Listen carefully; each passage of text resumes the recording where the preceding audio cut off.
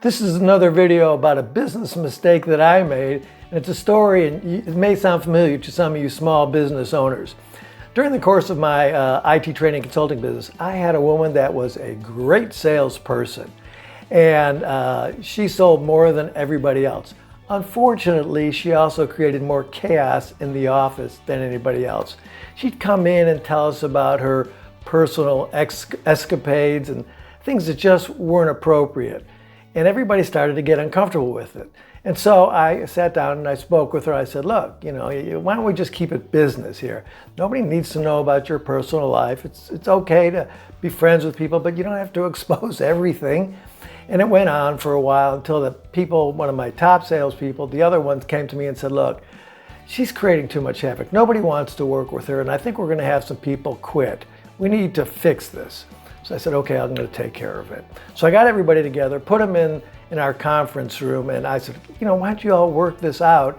And, I'll come back and just tell me what you've come up with. That was my first mistake. So I left.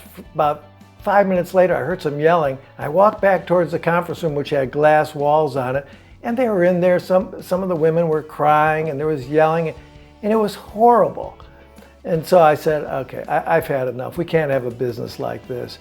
So I took the top seller who was giving me all the problems aside, and I said, look, I'm going to have to let you go. And she looked at me, she said, are you crazy? I'm your best salesperson. I said, I get it. It kind of hurts me more than it hurts you. So I understand, why you think I'm crazy, but I have to do it for the sake of the company. And I let her go.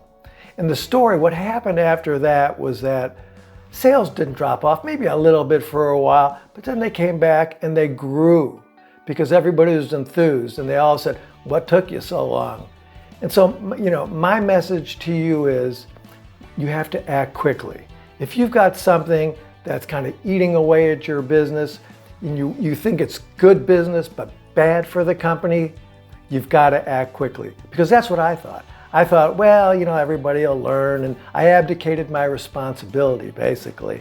I didn't take care of a problem that needed taking care of. So when you have this situation, regardless of how impactful, how good someone is, if they're causing too much chaos or trouble or turmoil in your business, it's not worth it. It may be good for business, but it's not good for your company.